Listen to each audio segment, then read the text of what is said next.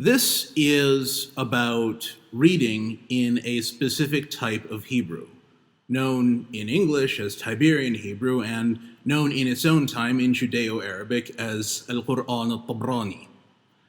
If you're used to any modern pronunciation of biblical Hebrew, learning to use the Tiberian reading tradition or getting acquainted with it is a little bit like learning to understand Michael Jackson in his later years. You've just got to forget everything you thought you knew. First, I should say a little bit about what Tiberian Hebrew even is. Tiberian Hebrew is a form of Hebrew from a lost world, and my aim here is to make it a little bit more accessible to the people in this one. It is a Jewish reading pronunciation, and that's very important. It's a reading pronunciation, not the phonology of anything even remotely approaching a natural language.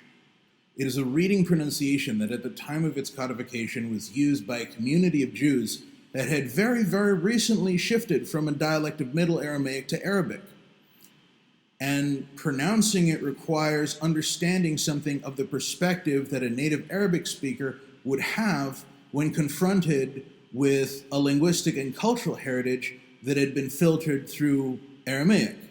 The overall impression that I get from the discussion of Tiberian Hebrew reflected in the surviving sources, especially when it comes to things like vowel length, is that it often amounts to Arabic-speaking Jews trying very, very hard to continue pronouncing Hebrew as if they were still Aramaic speakers, and for the most part succeeding rather well.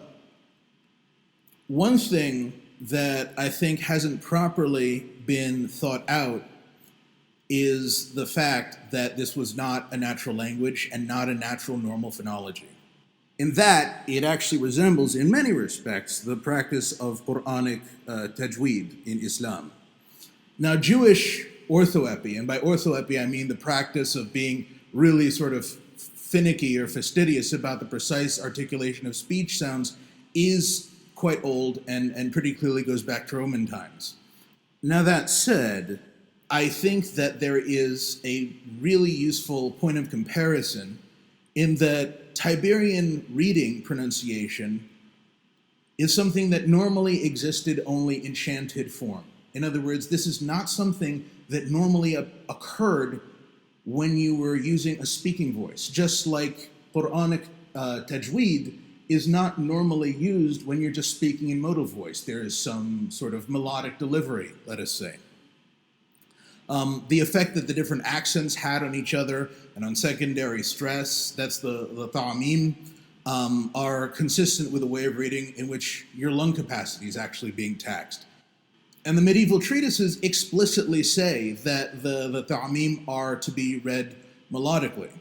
And if you actually read Tiberian Hebrew in a speaking voice, especially with the prosody of it that has recently been reconstructed by Jeffrey Kahn, it easily sounds incredibly ponderous, a bit like full-blown tajweed when delivered in a normal speaking voice. There are a lot of syllables that just end up prolonged in a way that just wouldn't make normal sense in a language that was spoken naturally by people who had to use it for every type of linguistic behavior in the normal course of their lives. So now I'll read the first line of the Shema, that's Deuteronomy 6:4, in a speaking voice using the reconstructed pronunciation of Tiberian Hebrew to show what I mean. And after that, I'll read it in a different way.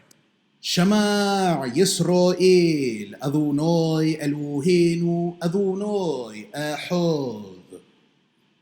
You can hear, I think, that the prosody here is not the prosody of normal speech. It requires you to read much more slowly, and it, I think, sounds rather ponderous if read in a normal speaking voice. Now, here I'll read the same thing with Levantine Sephardic cantillation. Shema Yisrael, Adonai Eloheinu, Adonai Echad. I think you can hear the difference here. I don't think it's just me. the prosody of Tiberian Hebrew is a bit more suited to one of these modes of delivery than the other. I'll give one more example. This time I will use Exodus 14, 30, and 31. First I'll read these in a speaking voice. بجوشع أذونوي بجوم هاهو إث يسرائيل مجاذ مصرايم بجار يسرائيل إث مصرايم ميث على سفاث حجوم بجار يسرائيل إث حجوذ حجذولو أشار عوسو أذونوي بمصرايم بجير أوه عوم إث أذونوي بجا أمينو باذونوي وفموشا عفدو. All right, now I'll read the same thing with cantillation, and this time I'll use Yemenite cantillation. Bajum sha'adunoi, bajum hahu, if Yisrael mijaz Misroim, bajar Yisrael, if Misraim, mif'al safath hajom, bajar Yisrael, if hajod haggadulo, asher aso adunoi, bamisraim, bajir uho'om, if adunoi, baja aminu, badunoi, uvmusha avdu. So if you want to learn to read Hebrew in this way, for whatever reason, you need to come at it with the understanding that you are using a type of pronunciation that is meant to be chanted, that is meant to be associated with melody. Everything from secondary stress to the way vowel length appears to work makes a good deal more sense if you understand that point at the outset. Now, as I said, pronouncing Tiberian Hebrew requires understanding the perspective that a native Arabic speaker would have when confronted with linguistic and cultural heritage filtered through Aramaic.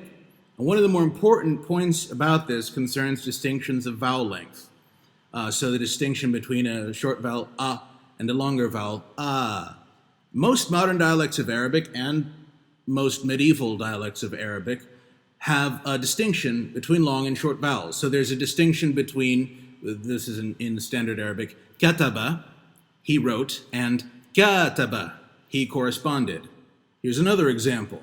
Naka, that means to cause damage or to hurt, as opposed to naka, which is the verb for how babies are made, or at least for what the man needs to do for that to happen.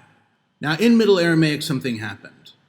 There was a sound change, or a series of sound changes, whose ultimate result was that you only had long vowels in open syllables and stressed syllables, and only short vowels in closed syllables. When I say open syllables, I mean syllables that don't end in a consonant. And when I say closed syllables, I mean syllables that do end in a consonant.